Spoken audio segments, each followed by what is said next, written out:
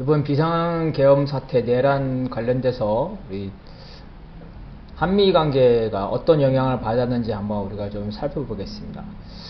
먼저 미국이 그 비상계엄을 몰랐을까요? 네. 윤석열은 이제 당선자 시절부터 취임 초기부터죠. 비상계엄이 가능하다고 언급했다고 합니다. 언론 보도에 나왔죠. 2024년 이후에는 비상계엄의 실질적인 책임자죠. 국방부 장관, 정보사령부 방첩사령관, 수도방위사령관, 특전사사령관, 주로 이제 충암고 출신들인데 이들과 수차례 안가에서 회식을 하면서 이 비상계엄을 논의를 해왔습니다. 미국은 과거에 청와대는 도청해왔고요. 또 용산 집무실도 도청을 해왔습니다.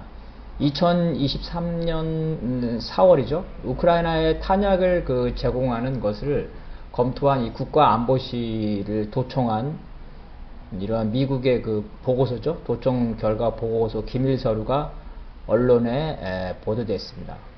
신기한 거는 도청당한 그 윤석열 정권은 도청을 당한 적이 없다 이렇게 말하죠. 미국에서 이미 보도가 됐는데 미국에 항의를 해야 되는데 이러한 미국의 굴종적인 외교 노선 때문에 항의는커녕 도청 자실을 부정을 한 바 있습니다.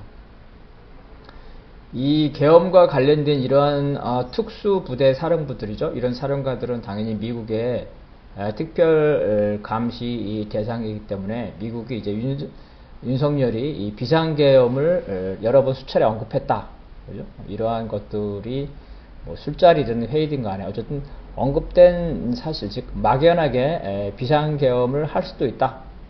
이런 거는 알고 있었을 거라고 보입니다. 물론 이제 비상계엄에 대해서 미국이 이렇게 이제 분노를 한 거는 막연하게는 알고 있었지만 이제 설마 정말 할 것이냐, 그리고 그날 할 것이냐 이런 거는 몰랐겠죠. 당일날 비상계엄에 대해서는 미리 이제 파악하지 못한 것으로 보이고요. 비상계엄날 당일날 미국 측은 이제 사전 통보는 물론 즉각적인 사후 통보도 받지 못했습니다. 미국에서는 이제 미국 대사, 그 다음에 CIA 한국 지부장, 한미연합사 사령관 등이죠. 이러한 미국의 이제 한국에서 주요 변란이 있을 때마다 이 세 사람들이 움직이는데 이 세 사람들이 한국의 그 대통령실의 그 국가안보실, 외교부 장관, 국정원, 뭐 국방부 등의 연락을 취했답니다. 당연히 한미연합사 통로로도 연락을 취했겠죠. 그렇지만 한국 측은 아예 외교부 장관부터 시작해가지고 아예 휴대전화를 꺼놓는 방법으로 미국과의 통화를 거절했답니다. 그래서 미국 입장에서는 너무 이제 황당하고 어처구니 없는 그런 경험이 된 거죠. 비상계엄은 이제 특전사 등 미국의 전시 작전권에 소속되어 있는 한국군을 움직이는 문제이기 때문에 미국 측에서는 이 사후 통보가 없었다는 점이죠. 이거에 분노하고 있습니다.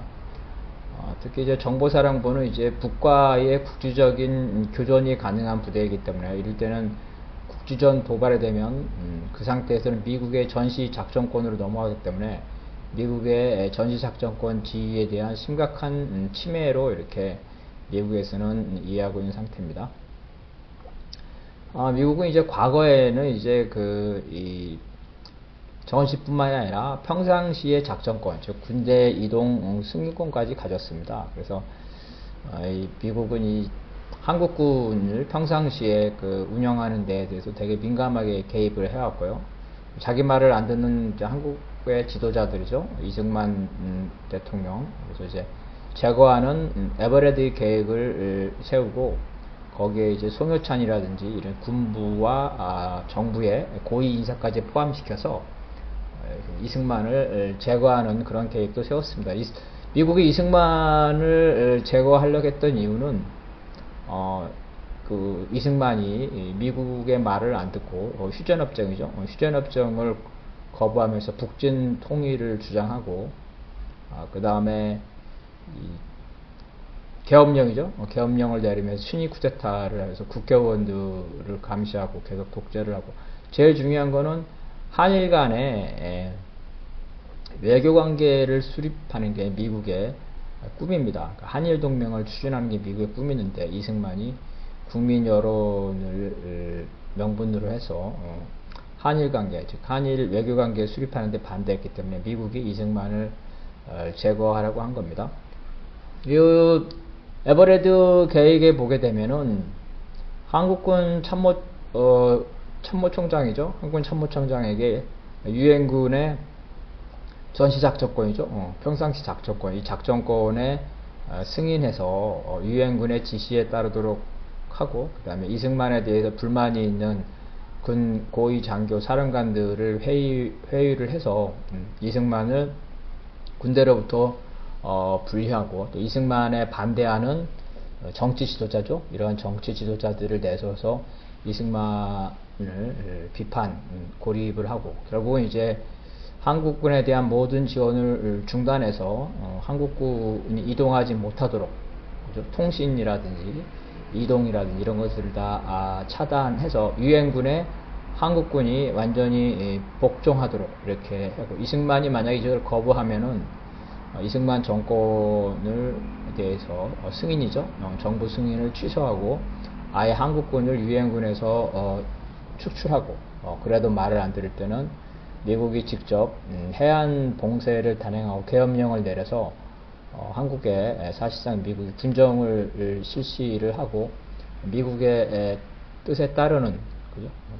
송유창이라든지 이러한 군인을 내세워서 계엄사령관을 내세워서 미국이 군정을 하는 이러한 계획까지 세운 바가 있습니다. 이렇게 미국이 이제 한국 문제에 대해서 이렇게 직접적으로 개입을 해왔습니다.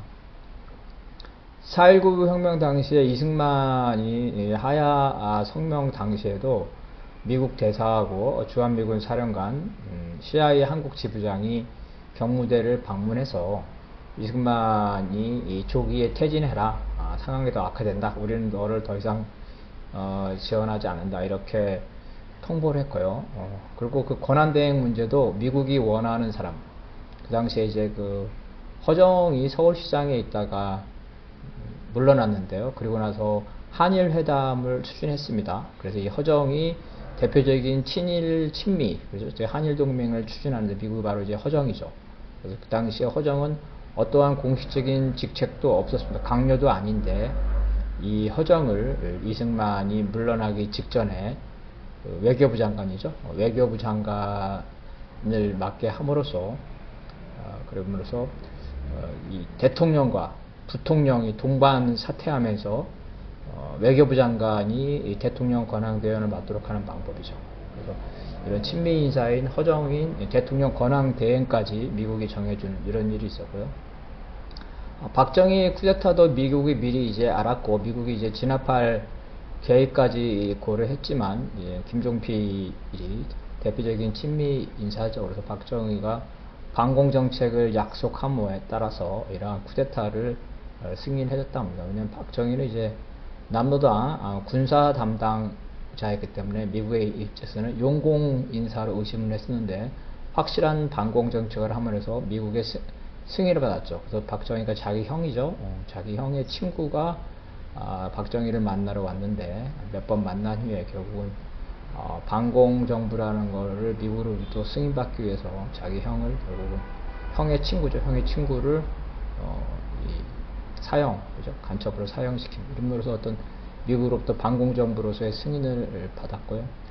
전두환도 역시 마찬가지로 79년 12.12 쿠데타 직후에 14일이죠. 14일까지 해서 미국 대사, 주한미군 사령관, CIA 지부장을 만나서 자신에 대한 지지를 부탁함으로써 사후 승인을 받았습니다. 이렇게 미국은 우리가 모르는 주요 계기마다 개입을 했고요. 1987년 6.19 선언은 이제 우리 국민들의 투쟁으로 된 거는 사실이지만 그 6.19 선언이라는 구체적 내용이 나온 것은 사실은 이제 미국의 압력이었습니다. 그 당시에 6.19 당시 전두환과 노태우는 친위 쿠데타를 하기 위해서 전방에 있는 부대를 빼돌렸는데 미국이 그걸 알고 이제 미국이 압박을 냈죠. 당시 미국 대사가 레이건 대통령의 친서죠. 친서를 전두환에게 전달해서 쿠데타 계엄령을 내리면 안 된다. 한국군을 움직일 수 없다.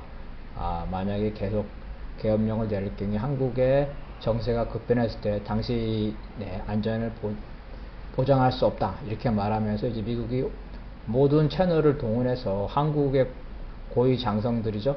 이런 고위 장성들에게 전두환의 이런 계엄령에 동조하지 말라고 압력을 넣었습니다. 거기에 굴복한 전두환과 노태우가 결국은 6.19 선언을 했다는 거죠.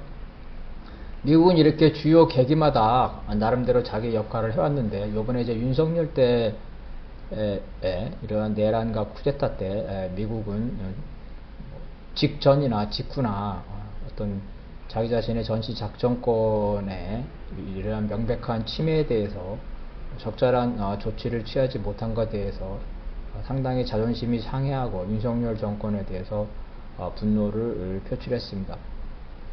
그래서 이제 윤석열 쿠데타 직후에, 그죠? 그 당일날입니다. 12월 3일날 당일날 그 워싱턴에서 그 핵협의 그룹이죠. 핵협의 그룹. 윤석열을 달래기 위해서 한미 간의 핵협의 그룹이죠. 핵공유, 윤석열은 핵공유라고 자랑을 했는데, 이런 핵협의 그룹 회의가 있을 예정이었는데 미국이 일방적으로 이 회의를 연기시킵니다.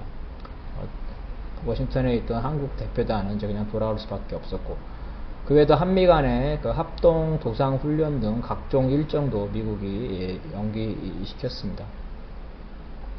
그러면서 이제 미국의 이제 국가안보실이죠, NSC 대변인이 이제 그 탄핵소추, 윤석열의 탄핵소추의 민주주의 회복이라고 환영하면서 윤석열에 대한 분노를 표출했고, 특히 이제 국무부 장관이죠, 캠벨 국무부 장관인데, 이런 외교적으로 이런 언사가 부적절한데 윤석열의 쿠데타에 대해서 이런 큰 오판이다, 그리고 불법이다, 이렇게 평가를 하면서 전두환 때보다 더 노골적으로 윤석열을 비난하고 있는 것을 봤을 때 미국이 이번 쿠데타에 대해서 얼마나 자존심이 상하고 있는지 이런 거를 잘 보여주고 있습니다. 미국이 이런 거는 이제 과거 전두환 쿠데타와 광주 민주화 운동 때 평상시 이 군대 이동권이죠. 여기에 대한 승인을 가지고 있는 미국이 이러한 쿠데타와 학살을 막지 못했다, 이런 비난 때문에 한국에서 반미 여론이 구조화됐죠. 그래서 미문화원 점거 사건도 있었고, 부산 미문화원은 방화 사건도 있었고, 그래서 반미 여론이 구조화되었기 때문에 이러한 반미 여론이 확산되는 것을 막기 위해서 미국이 많이 신경 쓰고 있습니다. 그래서 이런 쿠데타에 대한 지지는 잘 미국이 조심스럽게 해서 어떤 일부 우파의 지지를 받는지, 그리고 정권 장악력이 있는지 이런 것들을 판단해서 대부분의 경우에는 이제 사후에 승인하는 이런 형태로 가고 있습니다. 요번에 이제 미국의 입장에서 볼 때는 전두환의 쿠데타보다 더 커다란 충격을 받았는데요. 그 이유는 어떤 윤석열의 판단과 참모들의 견제 기능이 전혀 정상적으로 작동하고 있지 않았다는 겁니다. 그래서 국가 지도부의 정상적인 기능 상실로 인해서 한국이 이제 예측 불능하고 신뢰할 수 없는 나라가 됐다는 거죠. 전두환 때는 전두환이 당시에 군인이었죠. 군인이었기 때문에 이러한 불법적인 그 내란 집단이었지만, 윤석열은 합법적 대통령이라는 겁니다. 이런 합법적 대통령이고 거기에 수많은 그 보좌, 그죠? 정치적 보좌를 받는데 이런 말도 안 되는 결정을 하고 그것이 집행됐다는데, 한국의 어떤 대통령의 어떤 지도적인 시스템이 붕괴됐다, 이렇게 보는 겁니다. 또 한미 간에는 수많은 라인이 있었는데, 뭐 국방부라든지 외교부라든지 그 다음에 국정원이라든지 이런 라인들이 작동하지 않았고, 특히 이제 전두환 때와 비교할 수 없는 한국의 국제정치죠. 국제정치와 어떤 무역 경제에서의 그 지위, 이런 거를 봤을 때 한국은 특히 이제 미국이 주도적으로 하는 대중국, 대러시아 정책의 핵심인 한미일 동맹이죠. 한미일 동맹에서 윤석열이 커다란 역할을 했기 때문에 이런 윤석열의 돌발적인 행동은 미국으로부터 상당히 충격이고, 한국 대통령이 군 통수권을 가지고 있는데 이러한 군 통수권이 예측 불가능해서 전쟁으로 나갈 수도 있고, 또 그 미국이 이 전쟁의 소용돌이에 휩싸일 수도 있기 때문에 이런 윤석열의 어떤 그 군대를 동원한 내란과 그 다음에 북의 도발을 유발하려는 북풍, 이런 것들은 미국으로서는 도저히 참을 수 없는 거라고 볼 수 있겠습니다. 그런 한반도의 위기를 일종의 윤석열이 평상시에 관리하고 있는데 더 이상 윤석열을 믿을 수가 없는 거죠. 윤석열이 이제 평양에 무인기를 통해서 전단지를 살포를 했죠. 이건 뭐 사실상 기정사실화된 겁니다. 그런데 이제 조선이 웬일인지 거기에 대해서 반격이죠. 도발을 자제를 했고, 이에 따라서 저 국방부 장관이 조선이 풍선을 날려보낸 조선의 지점이죠. 조선의 지점에 폭격하라고 지시했지만 합참이 거부했다는 걸로 지금 언론의 보도에 나와 있습니다. 그래서 수차례 이러한 북풍이죠. 국주전을 도발하려고 했다는 거죠. 심지어 제대로 안 되니까 계엄 당일날 북파 공작원이죠. 주로 조선 북의 군복을 입고 북한 군인인 척 행동하는 이러한 북파 공작원을 동원해서 조선이 한국을 공격한 것처럼 사건을 조작해서 전쟁 상태로 만들겠다. 이러한 보도도 나온 바 있습니다. 이러한 국주전을 도발하면 비상계엄이 합법적으로 정당화되고 또 비상계엄을 장기화할 수 있기 때문에 이러한 국주적인 도발을 하려고 한 겁니다. 미국의 입장에서는 이미 우크라이나 전쟁과 중동 전쟁으로 미국이 엄청난 군비를 쓰고 있고 정신이 없는데 한국에서 이러한 국주전이 도발했을 때 미국의 입장으로서는 세계의 전쟁을 감당해야 되는 되게 어려운 겁니다. 그래서 바이든이 대선에 패배한 것도 바로 이러한 두 개의 전쟁으로 미국이 만신창이가 됐기 때문에 한반도에서 또 전쟁을 일으키려는 이러한 전쟁 상태를 만들려는 북풍은 미국 입장에서는 도저히 용납할 수 없는 것이라고 볼 수가 있겠습니다. 미국이 이제 자신이 원하지 않는 전쟁이죠. 미국은 북과 전쟁을 할 수도 있죠. 전쟁 계획에 따라서. 그렇지만 중요한 거는 자기가 도장을 찍지 않고 한국이 자기 마음대로 전쟁하는 거, 이거는 도저히 허용을 하지 않습니다. 8.18 미루나무 사건이죠. 도끼 마냥 사건 알죠. 그때도 그렇고, 그 다음에 천안함 때도 그렇고, 미국은 다 한국 정부가 이러한 국주전을 확대하려는 것을 다 미국이 못하게 금지했습니다. 미국이 통제하지 않는 전쟁은 미국이 허용하지 않는 거죠. 그런데 이제 윤석열이 미국의 승인도 없이 사후 통보도 없이 이러한 국주전을 도발하려고 했다는 건 미국에게 엄청난 충격이라고 볼 수가 있겠습니다. 그래서 이러한 것은 향후에 한미관계에 엄청난 영향을 주는데, 일단 기존에 한국이 선진국이고 민주주의라는 것이 사실상 허상이라는 걸로 드러났습니다. 최근에 또 윤석열이 체포에 거부하면서 경호처와 대치를 하고 윤석열 구속 이후에 법원의 난입이죠. 난입 폭동이 일어나면서 한국이 정말 불안한 나라라는 거죠. 불안한 나라다. 그래서 믿을 수 없는 나라라는 거죠. 특히 한국의 시스템이 한덕수 총리죠. 한덕수 총리도 탄핵이 되고, 그 다음에 최상목 권한대행과 민주당과의 갈등 관계도 있고, 한국은 믿을 수 없는 나라고 한국 스스로 판단하거나 행동하기에는 좀 어렵다. 미국의 충고와 간섭이 필요하다. 뭐 이런 미국의 입장 대전환이 있기 때문에, 특히 미국의 원하지도 않는 전쟁을 한국이 미국의 사후 통보도 안 하고 도발을 하려고 했기 때문에 이런 한국에게 전시 작전권을 돌려주는 것은 이거는 있을 수 없다. 왜냐하면 한국의 전시 작전권을 돌려주면 한국이 자기 마음대로 전쟁을 하면 한국에 있는 28,000명의 주한미군이 있는데 주한미군이 미국의 의지와 상관없이 이 전쟁에 휩싸이게 되면서 불시에 이러한 주한미군이 희생될 수가 있기 때문에 이러한 전시작전권 환수는 사실상 앞으로 불가능하다, 없던 일이다. 이미 전시작전권 환수에 대해서 미국이 부정적인 태도로 시간을 끌고 있는데, 이번 윤석열 내란 사건과 북풍 조작으로 인해서 전시작전권 환수는 사실상 불가능해질 것으로 보입니다.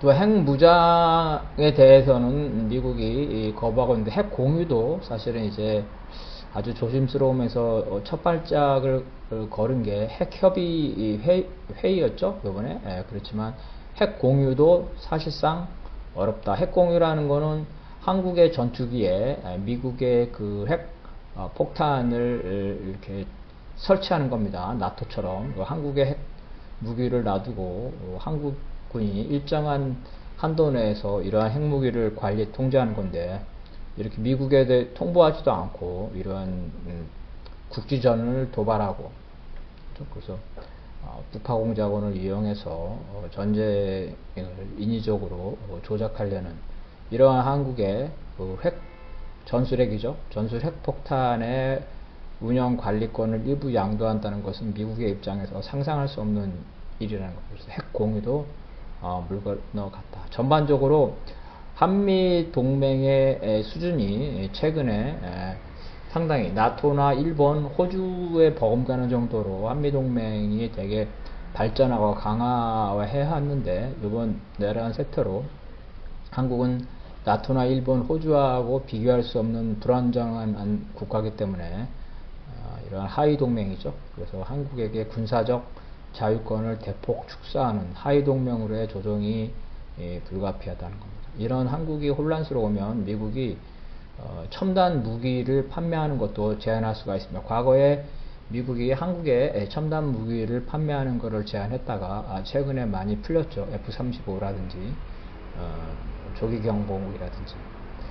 한국의 이러한 정치적 불안이 계속될 때는 미국의 첨단 무기가 미국이 의도하지 않는 전쟁에 동원될 수도 있고, 그런 무기들이 전쟁 속에서 파괴되거나 혹은 적군이죠, 조선이나 러시아나 중국에 넘어갈 수도 있기 때문에 한국에 대한 첨단 무기 이전도 미국이 소극적으로 될 가능성이 많다고 봅니다. 미국은 이제 유사시에 조선의 도발보다 더 무서운 게 한국군이 자신의 통제에서 벗어나서 군사 충돌하는 것, 이거를 이제 이승만, 박정희, 전두환 때 이런 거를 계속 경험해 왔죠. 이것이 더 두려워한 겁니다. 그래서 미국이 관리하지 않는 남북의 분쟁을 막기 위해서는 한국의 대통령뿐만 아니라 최고위층이죠. 한국 군부, 특히 이번에 쿠데타에 연루된 특전사, 정보사, 방첩사, 그죠? 수방사, 이러한 특수 부대에 대한 통제와 감시, 도감청이겠죠. 도감청이 강화될 것으로 보입니다. 어쨌든 미국은 모든 현재 전략자산과 감시자산을 한반도에 배치해서 조선에게 어떤 섣불리는 행동을 하지 말라고 경고를 하고 있는, 조선 역시도 굳이 한국과 전쟁을 할 생각이 없기 때문에 이러한 한국의 위기를 특별히 이용을 해서 도발하려는 그러한 징후를 안 하고 오히려 자제를 하고 있다고 보겠습니다.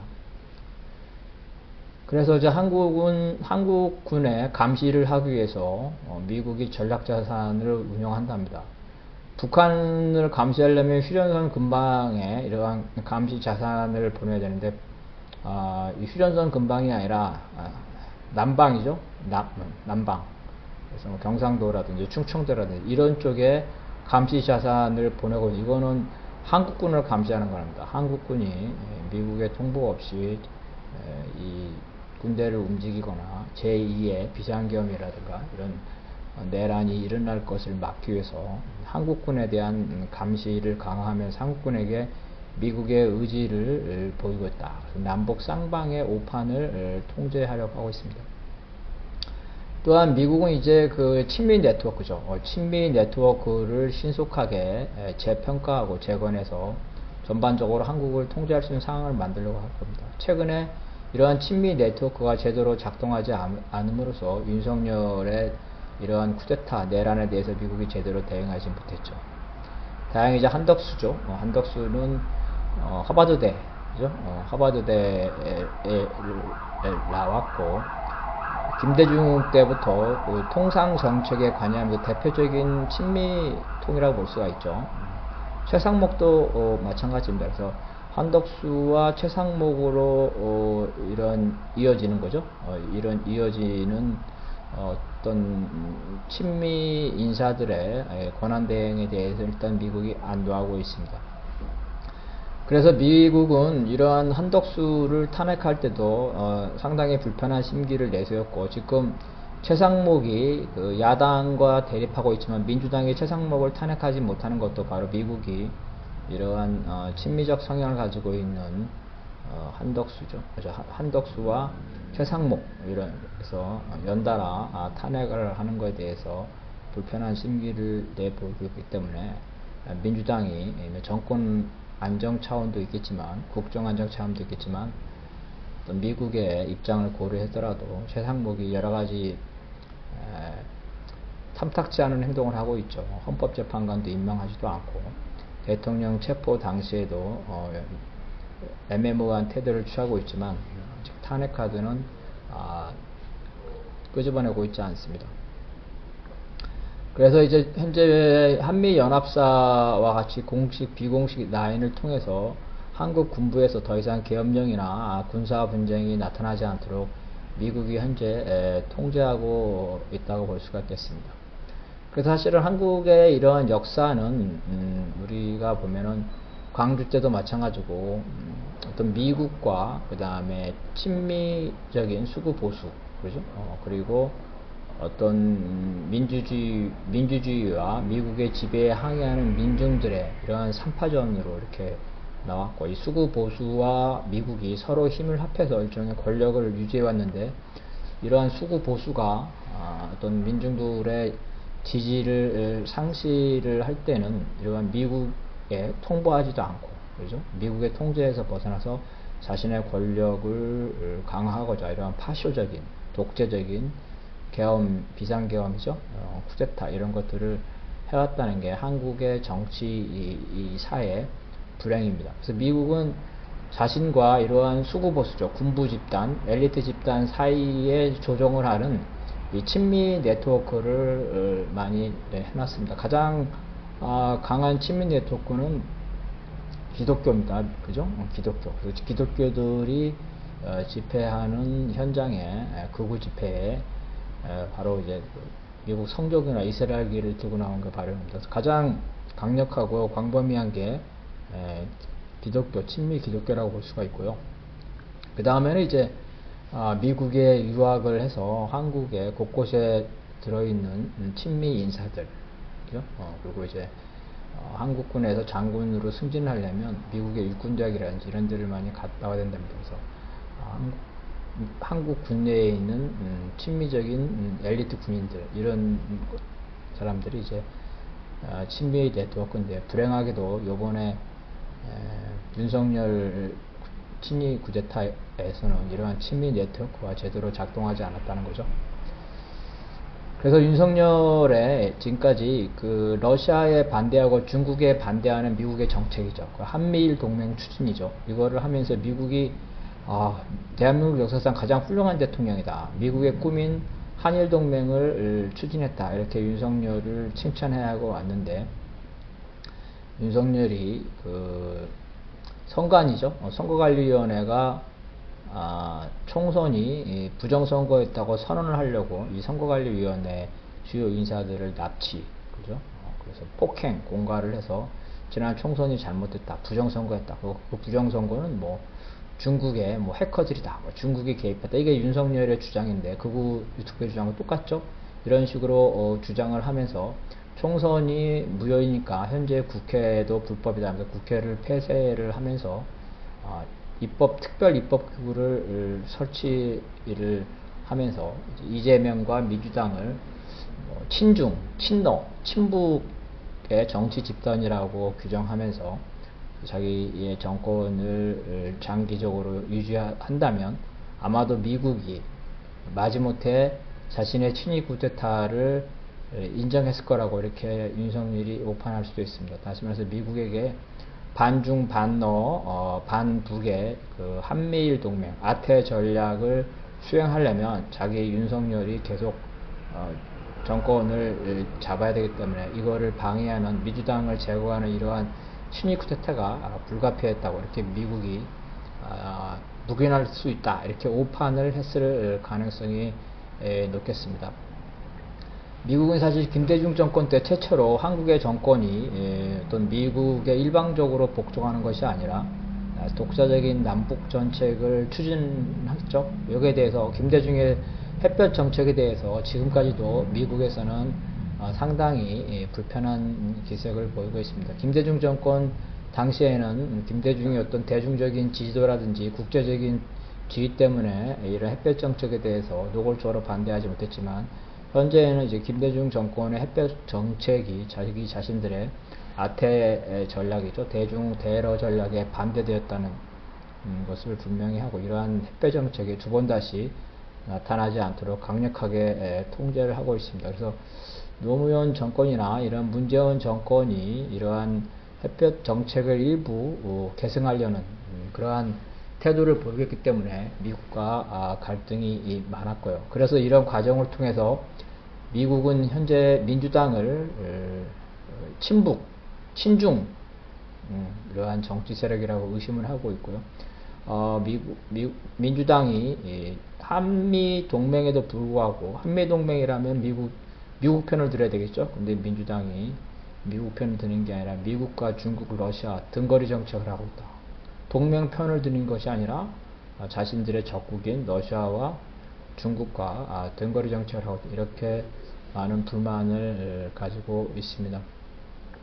그래서 미국에서는 윤석열이 추진한 이러한 친일 정책이죠. 한미일 동맹 정책에 환호하면서 향후에 이러한 정책을 계승할 수 있는, 유지할 수 있는 정권이 나타나기를 바라고 있습니다. 그래서 민주당이나 이재명에 대해서